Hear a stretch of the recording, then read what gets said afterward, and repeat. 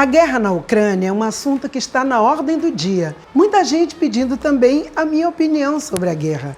Eu já disse que conflitos internacionais é com Ana Prestes, que é a nossa secretária de Relações Internacionais. Mas tudo bem, como eu estou também na política, sou da política, já li, já ouvi, já comparei versões, opiniões. Afinal, um fato tem sempre, no mínimo, duas versões. Vamos lá, para que eu possa também comentar sobre este assunto. Eu sou Olívia Santana, pedagoga e deputada estadual na Bahia e apresento aqui, no canal da Fundação Maurício Grabois, o programa Cabeça Feita. O tema hoje é a guerra, lá e cá.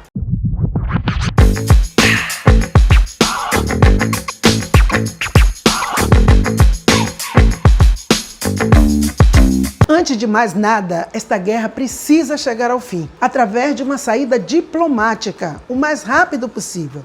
A paisagem da guerra provocada pela escalada imperialista em diferentes tempos, em diferentes nações, nos fere profundamente. A guerra precisa ser substituída por mecanismos diplomáticos mais eficazes de resolução de conflitos. Não se deve jamais minimizar o ataque russo contra a Ucrânia, nem o cerco imperialista da OTAN às fronteiras russas, que provocou essa terrível crise. Mas primeiro, deixa eu falar um pouquinho sobre o que é a OTAN. A OTAN é a Organização do Tratado do Atlântico Norte, criada em 1949 durante a Guerra Fria, com o objetivo de proteger militarmente a Europa capitalista contra a União Soviética, que na época era socialista.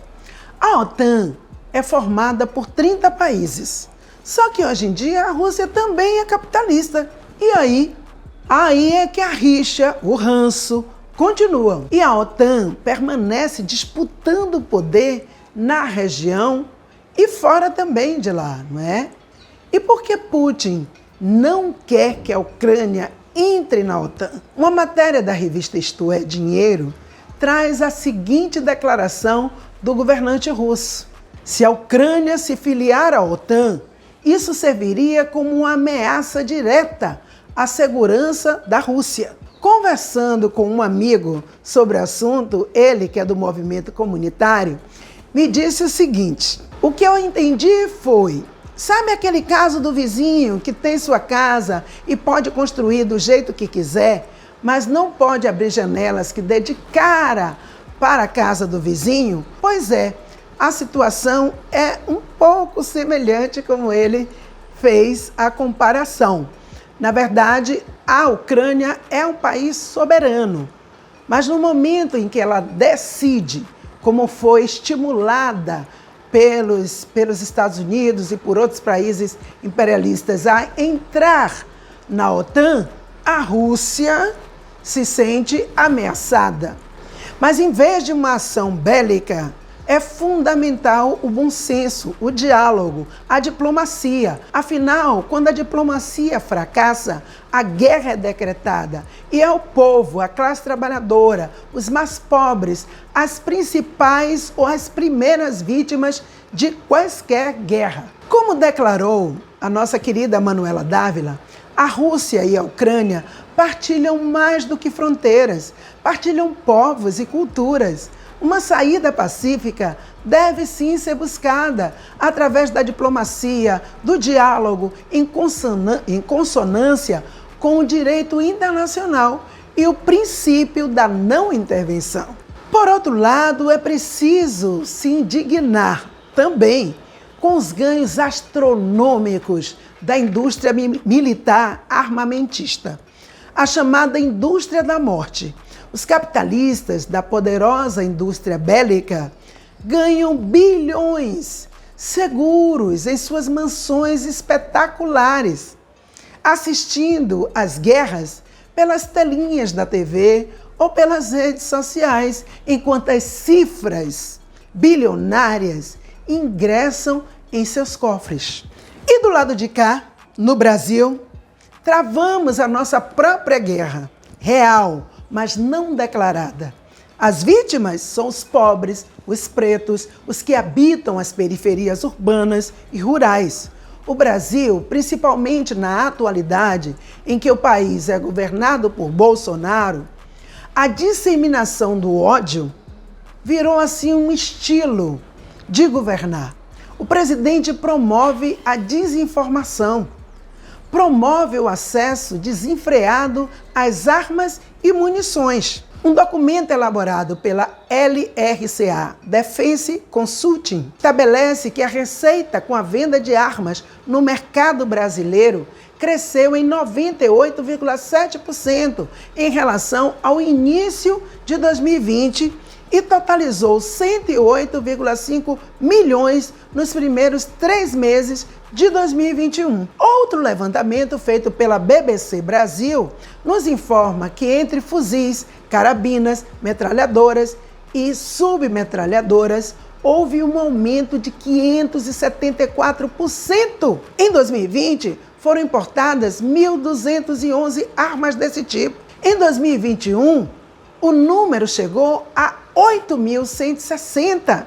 Crimes bárbaros contra a população negra, pessoas trans, entre outros, que o sistema julga descartáveis, se revezam num cotidiano precarizado pela miséria, pela fome e insegurança que alcançam a maioria dos negros e negras em nosso país. Como um grande legado da escravidão, que a conveniência de uma classe dominante atrasada e saudosa do escravismo é incapaz de pôr fim. Recentemente tivemos a morte do congolês Moise Kabagambi. O Brasil é uma mãe segunda casa.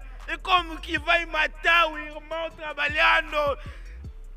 Justiça! O desabafo desesperado do amigo do congolês demonstra um choque de realidade entre o Brasil, que ele julgava acolhedor e mãe de todo mundo, e o Brasil sombrio, que mata negros com requinte de crueldade, com tanta facilidade.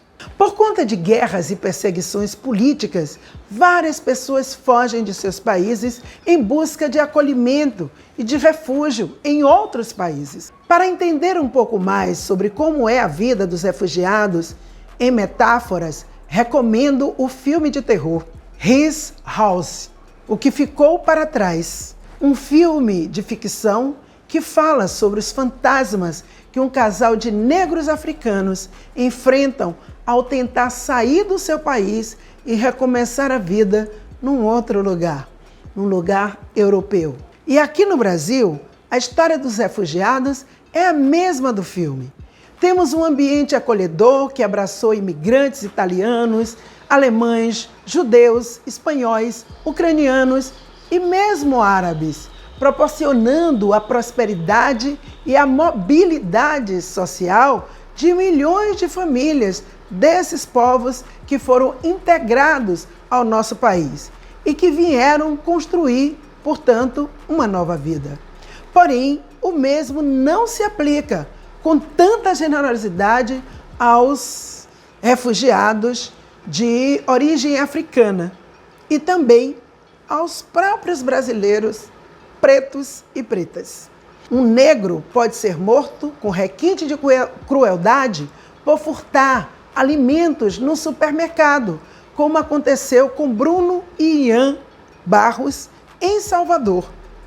Um homem negro trabalhador pode ser morto com 3 tiros por um vizinho oficial da Marinha, como no caso de Durval Teófilo, em São Gonçalo, no Rio de Janeiro, que foi confundido com um marginal. Pode receber, inclusive, 80 tiros de fuzil disparados por militares, como ocorreu com um músico que não era marginal, Evaldo Rosa, na capital fluminense.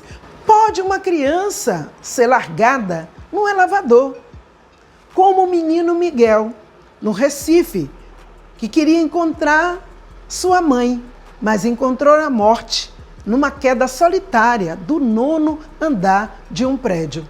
O Brasil, maior diáspora afro das Américas, precisa deixar de ser senzala e cova para muitos negros e negras, para homossexuais e trans, e passar a ser o lar seguro e digno para qualquer cidadão ou cidadã brasileiros. A música A Carne, de autoria de Seu Jorge e interpretada pela inesquecível Elza Soares, continua, infelizmente, atual. A carne mais barata do mercado é a carne negra. Vale aqui relembrar a célebre frase de Karl Marx: a desvalorização do mundo humano aumenta em proporção direta com a valorização do mundo das coisas. Não queremos guerra nem lá, nem cá. Queremos que a lógica da vida se sobreponha à lógica da morte. Só a justiça social e o socialismo, de maneira absolutamente generosa, pode dar conta de uma nova ordem mundial. Um outro mundo é possível. Vamos trabalhar por isso. E se você quer que mais pessoas saibam sobre este assunto, curta, comente e compartilhe. E não esqueça de ativar as notificações no sininho para ficar sempre por dentro dos conteúdos da Fundação Maurício Grabois. Até mais! Como declarou Manuela Dávila, Por causa do consulde no final, dá uma embolada. Quem incluiu isso? É com a senhora, não? Não. Vamos cortar essa parte Vai terminar toda, desse tipo. toda.